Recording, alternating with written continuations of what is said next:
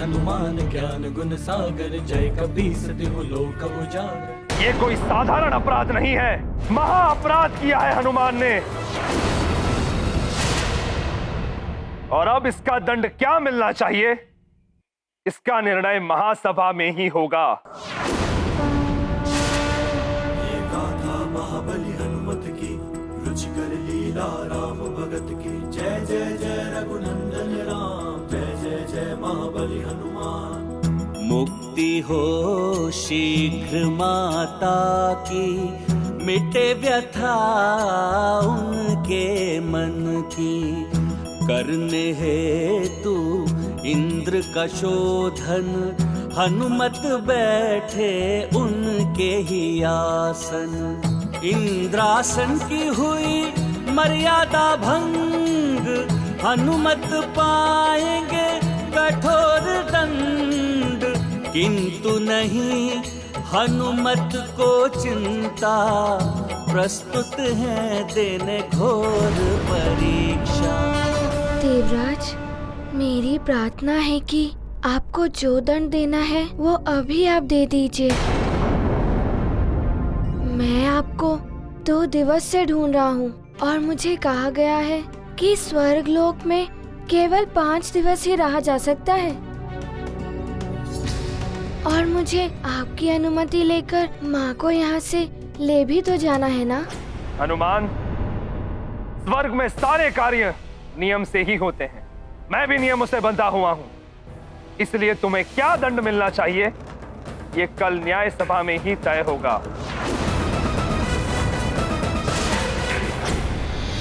एक और दिन समाप्त। अब कल का दिन निकलेगा न्याय सभा की कार्यवाही में। आगे भी ऐसा ही कुछ करके तुम्हारे 5 दिन निकलवा दूंगी मैं हनुमान। अंजना को यहाँ से नहीं ले जाने दूंगी मैं। हनुमान ने तो अपनी मित्रता निभाई, किंतु मैं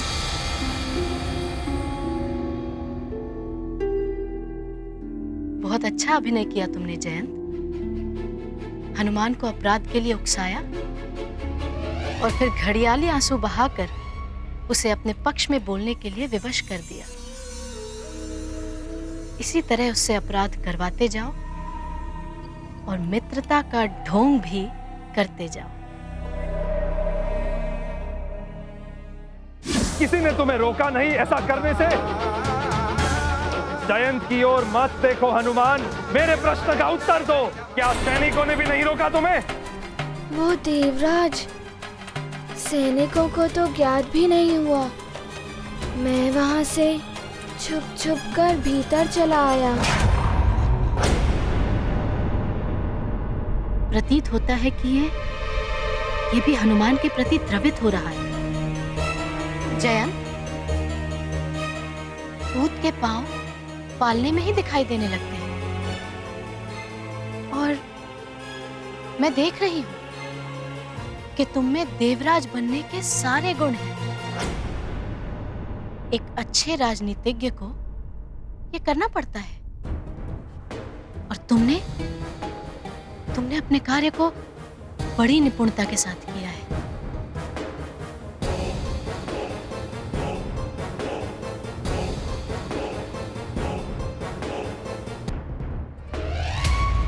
मैंने तो इंद्रदेव को ढूंढने के लिए ये सब किया कि उनकी अनुमति से शीघ्र ले जाऊंगा माँ को, किंतु सब उल्टा हो जाएगा ये तो मैंने सोचा ही नहीं था। क्या हुआ हनुमान? माता की चिंता लगी हुई है। हनुमान, चिंता तो अब तुम्हें ये करनी चाहिए कि यदि तुम्हारी माता को तुम्हारे इंद्रासन पर बैठने के बारे में पता चला तो क्या होगा?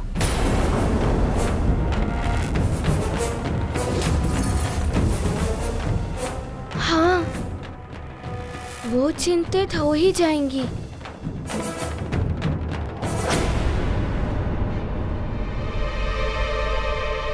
हाँ, मैं अभी उन्हें जाकर सब बता देता हूँ।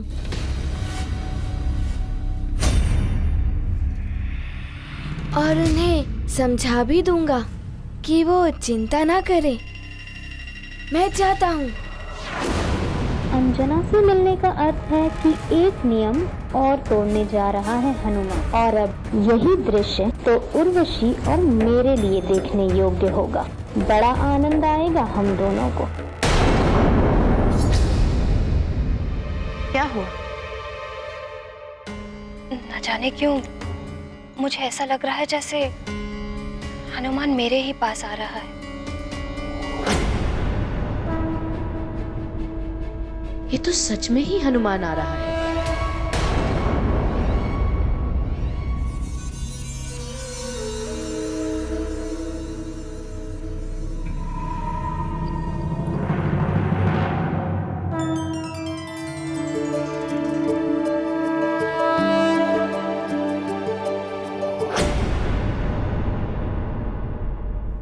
हनुमान, तुम स्वर्ग का नियम तोड़कर यहाँ मेरे पास क्यों आ गए? मैं स्वयं को नहीं रोक पाया माँ। मुझे लगा कि आपको मेरी चिंता हो रही होगी। ये तो नियम पर नियम तोड़ते जा रहा है। यदि तुम अपने पुत्र का भला चाहती हो पुंजिक स्थला, तो जैसे ही न्याय सभा समाप्त हो इसे शीघ्र ही पृथ्वीलोक पर वापस भेज दो।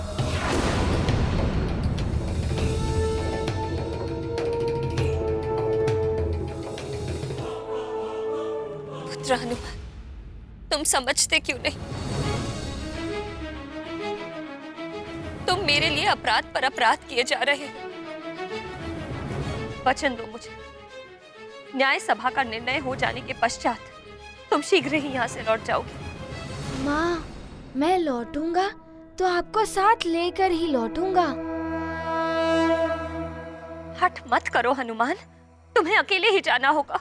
किंतु माँ, बस अब जो मैं कह रही हूँ वही तुम करोगे।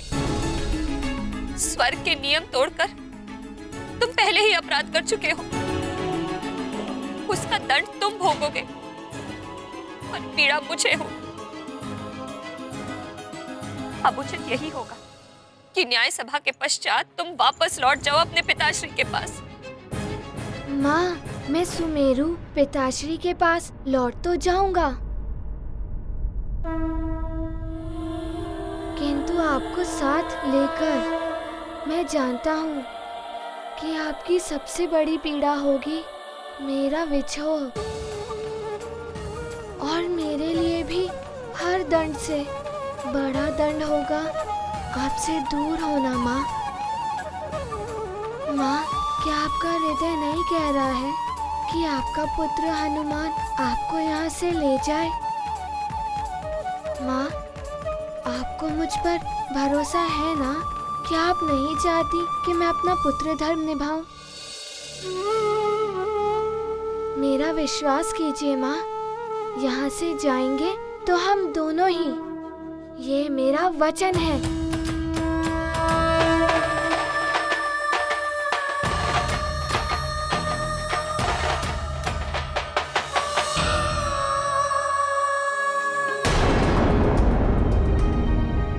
देवराज,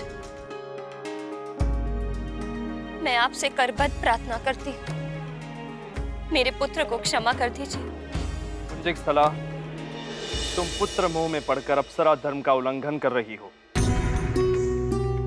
अप्सरा के लिए पुत्र माता जैसे संबंधों का कोई अर्थ नहीं होता। ऐसा मत कहिए देवराज। अपराध के निर्णय में भावुकता का कोई स्थान नहीं होता। अब तो उसका निर्णय न्याय सभा में ही किया जाएगा। उसने अपराध किया है तो दंड तो उसे भुगतना ही होगा। देवराज, मेरा हनुमान अबोध बालक है। अबोध होता तो स्वर्ग द्वार से भीतर ही नहीं आ पाता वो। देखो पुंजिक स्थला, स्वर्ग के नियम सबके लिए समान होते हैं। इनका पालन हम सबको करना ही होता है। यदि हम स्वर्गवासी इनका पालन नहीं करेंगे तो फिर पृथ्वीवासियों से क्या आशा रखेंगे?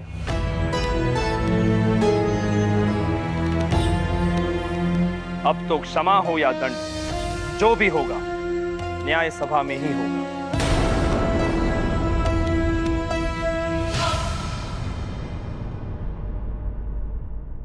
प्रणाम सप्तऋषि।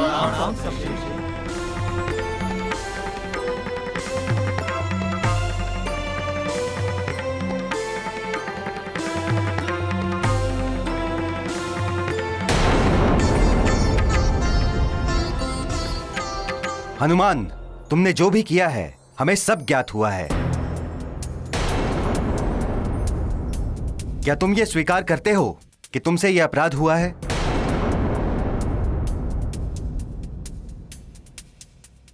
तुम्हारा अपराध गंभीर है और तुम्हें दंड भी गंभीर मिलेगा।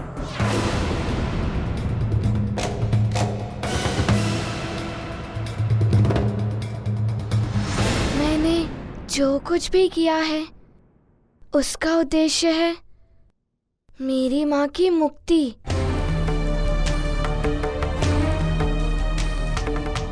किंतु ये सब कार्य मैंने ही किए हैं। ये अपराध मुझे स्वीकार है।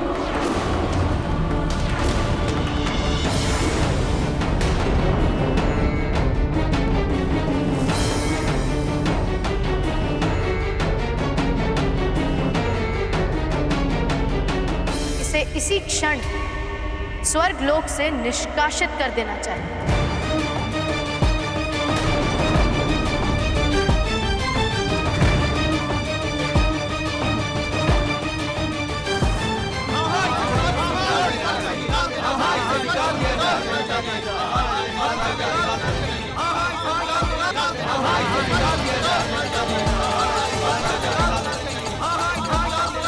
शांत शांत रहिए।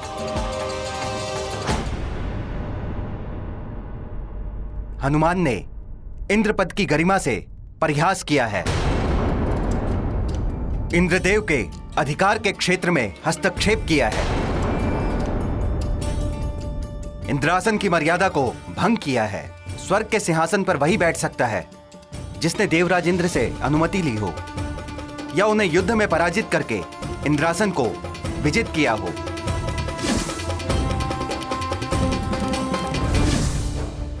किंतु हनुमान ने ना तो देवराज इंद्र से अनुमति ली है और ना ही उनसे युद्ध करके उन्हें पराजित किया है।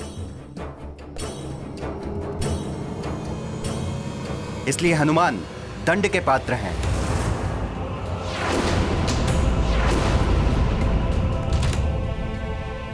हनुमान ने वरदान की शक्तियों का दुरुपयोग किया है। स्वर्ग दरबार के रक्षकों से बचने के लिए हनुमान ने लघु रूप धारण करके अनधिकृत प्रवेश किया।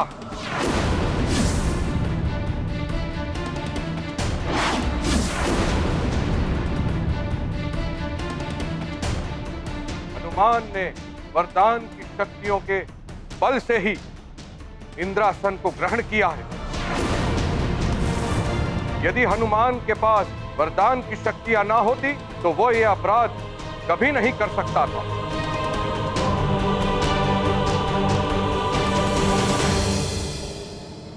अतः सर्वसम्मति से हम सभी ने यह निर्णय लिया है कि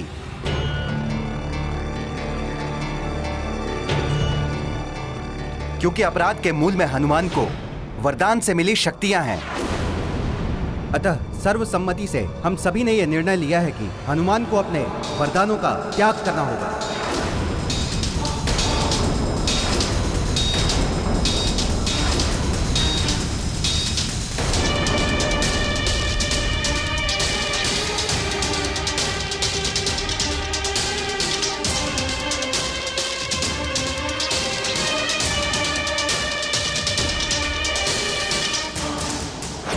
आप सब पूजनीय ऋषिगणों का आदेश मुझे मान्य है।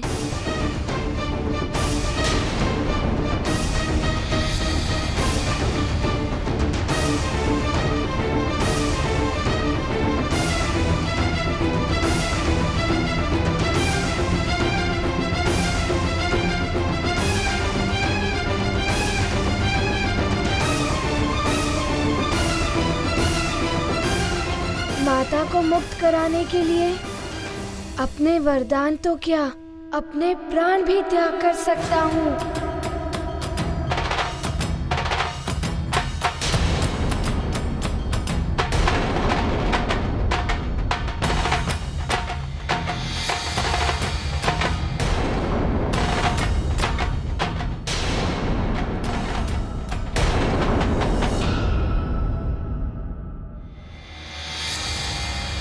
नहीं पुत्र, तुम्हारी ये वरदानी शक्तियां संसार के कल्याण के लिए आवश्यक है।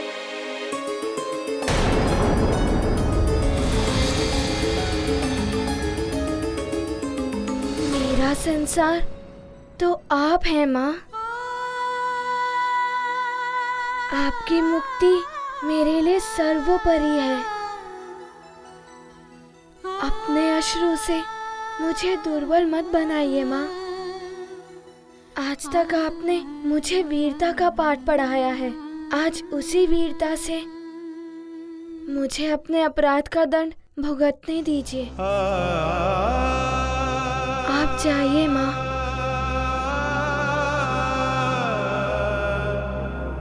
मुझे दुर्बल मत कीजिए माँ। आप जाइए।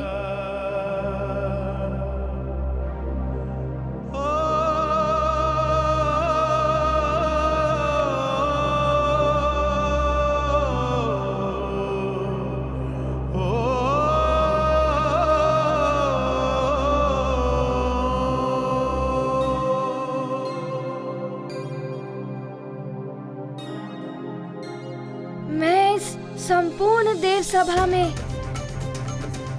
ये घोषणा करता हूँ,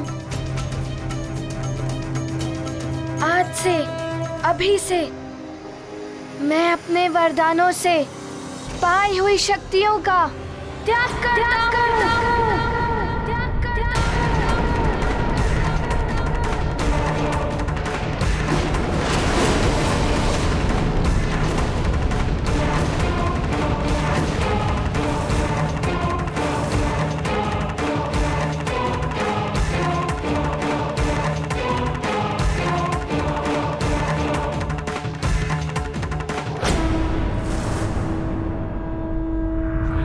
मैं देवराज इंद्र तुम्हें वरदान देता हूं, आज से किसी भी वज्र का कोई भी प्रभाव तुम पर नहीं पड़ेगा। तुम्हें वरदान देता हूँ कि तुम सदैव मेरे वरुण पाश और जल से सुरक्षित रहोगे। नदी, समुद्र या कोई भी जल तत्व तुम्हें किसी प्रकार से क्षति नहीं पहुंचाएंगे। तुम्हें वरदान देता हूँ, तुम इच्छाधारी होगे। जब जैसा रूप धारण करना चाहोगे तुम कर सकोगे। ये गाथा महाबली हनुमत की, रुचिकर लीला राम भगत की। जय जय जय रघुनंदन राम, जय जय जय महाबली हनुमान। वरदानों का करते हैं दान, हनुमत का यह त्याग महान। छाया मुख पर दिव्य आलोक, देख है विस्मित तीनों लोग। ये गाथा महाबली हनुमत की, रुचिकर लीला राम भगत की। जय जय जय रघुनंदन राम, जय जय जय महाबली हनुमान। जय जय जय रघुनंदन राम, जय जय जय महाबली हनुमान।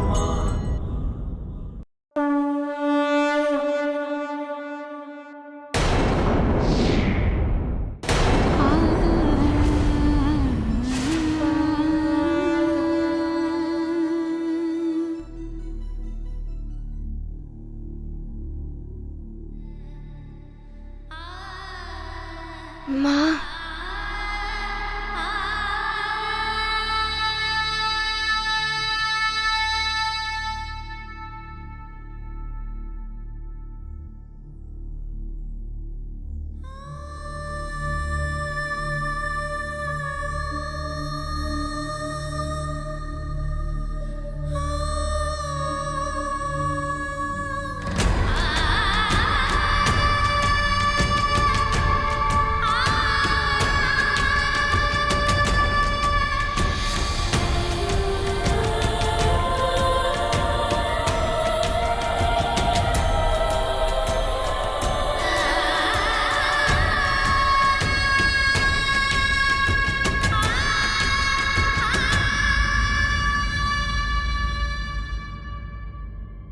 माँ, आप विलाप मत कीजिए।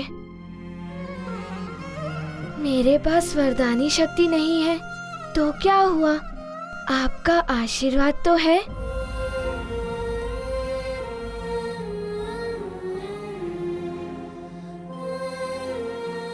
माँ के आशीर्वाद से बड़ा इस संसार में कुछ भी नहीं।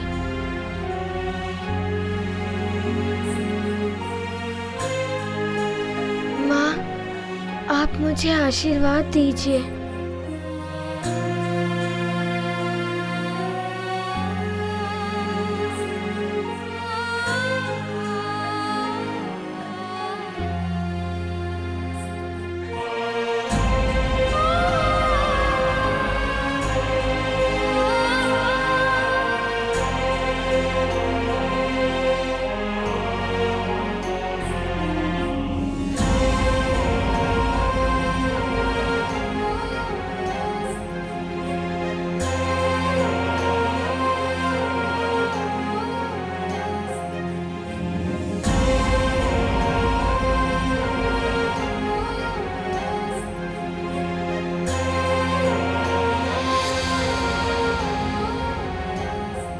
प्रणाम माँ।